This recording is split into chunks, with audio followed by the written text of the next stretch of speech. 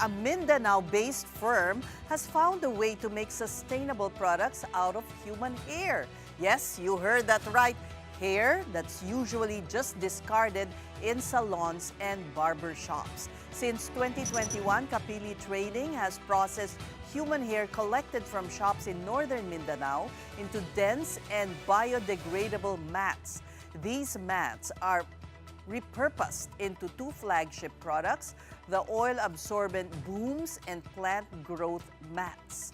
Oil-absorbent booms soak up oil in marine and industrial spills, offering a clean and renewable alternative, while plant growth mats are used in landscaping or gardens to retain moisture, stabilize soil, and support healthy root systems.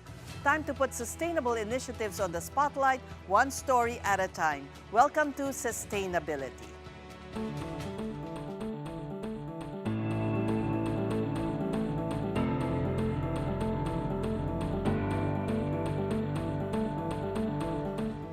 We now speak to Harold John Laborte, who's the founder and CEO of Capili Trading Incorporated.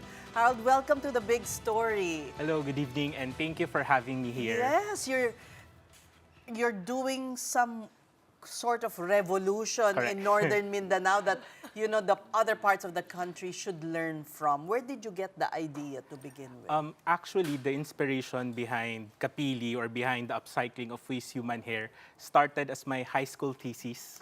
Really? So that was way back in 2010. But of Bata course, ka pa. yeah.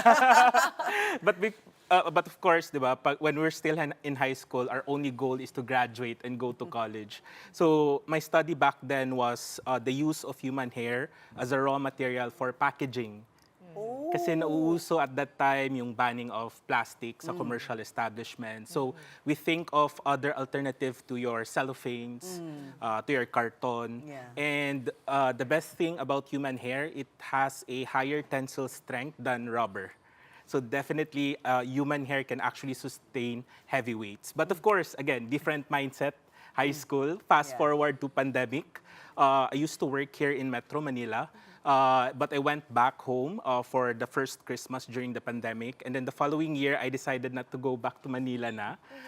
And decided to start a business there. But in our house kasi, we used to keep all the old books, manuals from elementary, high school. You saw your thesis. Yes, correct. And I just got curious what's happening with human hair already. So I searched it online, and I was so amazed because in other parts of the world, in US, in Europe, they've done a lot already with human hair. But here in the Philippines, when you say human hair, people will think about fashion, right? Yeah, wigs. Hair wigs, hair extensions. But you know what? In other parts of the world, human hair is being used in construction, in biomedical, in textile products, and even in pollution remediation. So we're so encouraged to do that. Kasi when you exhume a corpse yata, di ba, the hair is still there. Correct. It will survive the end of the world or something like that. I mean, it's that long-lasting. Yes, it starts to decompose after 2 years. Ah, it does din pala. Yes, yes. Okay. But of course, matagal. And again, no one cares about human hair and people think of it na nasa landfill lang. And later Parang on, it creates plastic, pollution. Parang wala, itapon mo Yeah, lang it dyan. accumulates dust and then later on, air pollution na.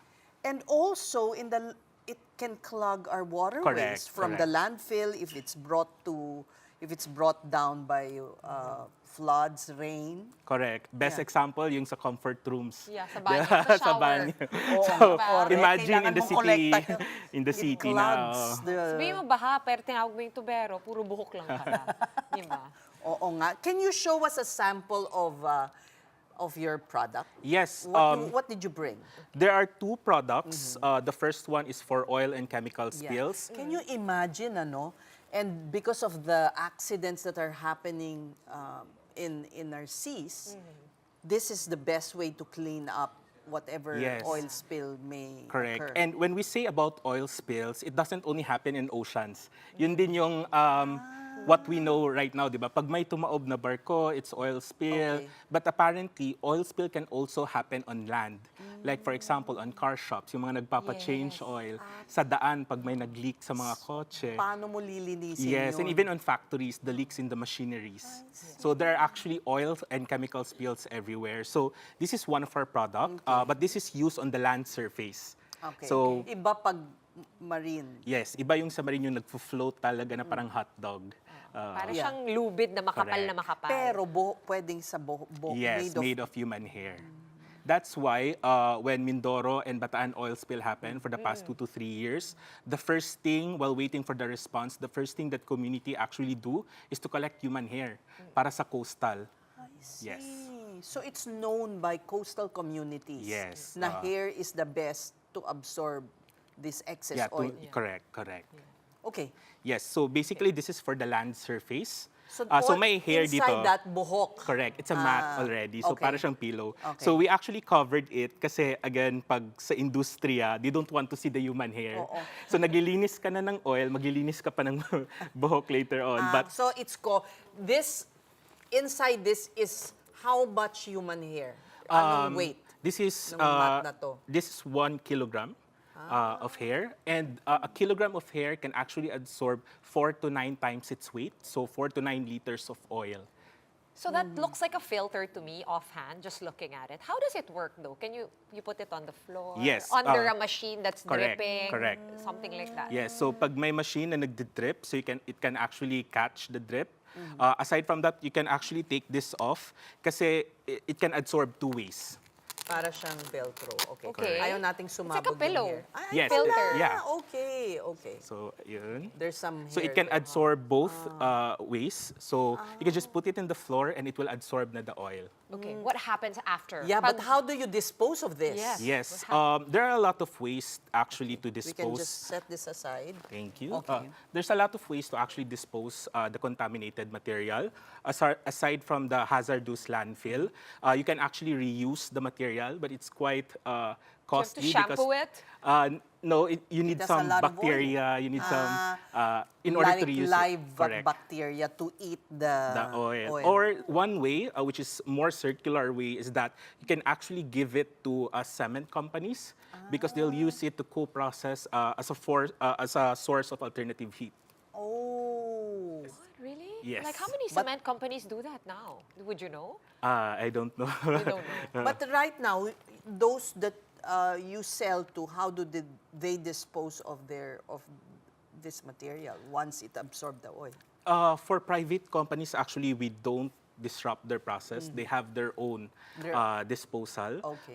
But for public ones, we actually recommend them to partner with cement companies to use it as a source of alternative fuel. Because you want to stress the circularity of what Correct. you're doing, right? So far, how many tons of human hair have you collected? In just 6 months, we were able to collect around more than a ton. Wow. And during I think it was the Mindoro, the first oil spill, Yes. Mindoro oil spill, In Verde we Island. donated actually around 600 kilograms of hair to the community. Yes. And that's just like in your hometown, in Yeah. Northern Yes, Iligan, just- Iligan? Imagine Just that. Northern Mindanao. And in my city alone, in Iligan City, there are 200 plus salons. And imagine if they collect 20 kilos of hair per month times 200 salons. How much more in bigger cities? In Metro Metro Manila. Manila. Baka malunod ka sa dami ng buhok. But tell us the process of, there's a machine that you use, right? Correct. Okay. So meaning, it's not just yung hair na pinulot sa sahig Oo, that nilagay tapos- sa loob oo. ng parang... No, it's being felted. So the first process is Felted?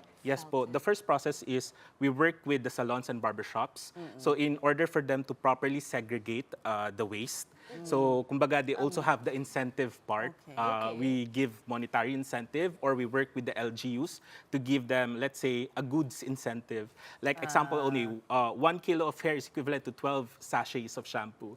So we work with the LGUs on that part. And once we receive the hair, we process it, we clean it, and then we put it in the machine. So this this machine is what we call hair felting machine.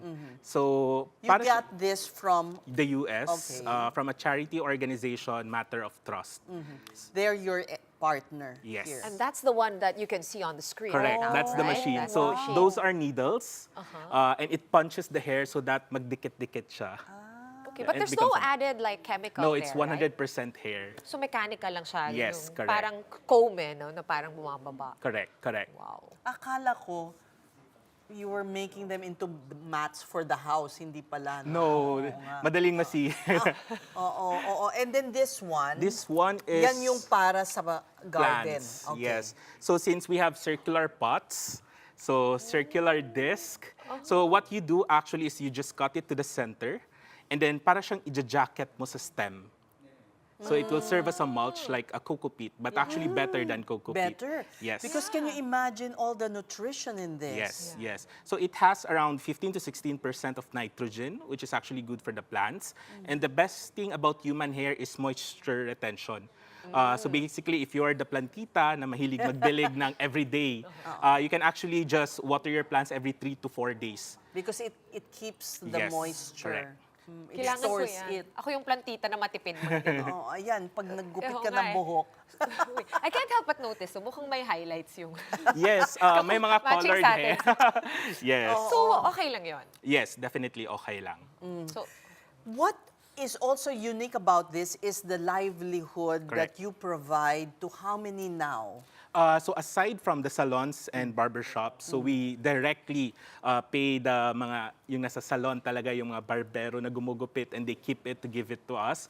So aside from them, we also work with the community of nanays. So they are the San Roque Multipurpose Cooperative in Villanueva, Misamis Oriental. They're the ones who process with the machine. Correct. So there are around 30 plus women in the cooperative. So for every mat that they produced, we give out incentive or partnership with them, commissions. So, since you started, lumaki na to. And what is the plan? You want it replicated throughout the country? How Yes. do you want to Right grow? now, we were able to collect only from the northern Mindanao because logistics is actually different. So we've tried working with salons in Visayas and Mindanao, but it comes into decisions na parang ang hirap i-ship to Mindanao yung buhok, di ba? So magiging mahal siya masyado. correct. Oo, So, of course, the vision there is actually to scale across the Philippines and collect as many human hair as possible and give it back to the community. Kasi again, even if basura sila, there's still hope on those trash. Right. So, you need more machines around the country. That's the Yes. way, para wala nang shipping of the discarded hair. Yes, but more importantly, it's about Filipinos being aware as well of the potential of human hair. Right. Hindi lang pang wig. Correct. Oo. Kasi, how much wigs can you make? At least ito. You can use it to protect the environment. Correct. Kaya yung wig maarte siya eh. Yeah, diba? they collect Hindi lahat the long ng hair. hairs. Kailangan long hair, hindi pwedeng tama. highlights. Ito kahit na sa barberya. Oo, kahit Yeah. na Trimmings. iba-iba yung kulay, di ba? Kahit puti, may highlights. Yes. So, winawalis yung barberya para, syempre, ayaw mo na nung mga kalat na iba. Actually, there are times na may nasasamang mga tissue, nail clippings, but we teach them how to properly collect it by cutting, so diretso na sa sa container, kumbaga.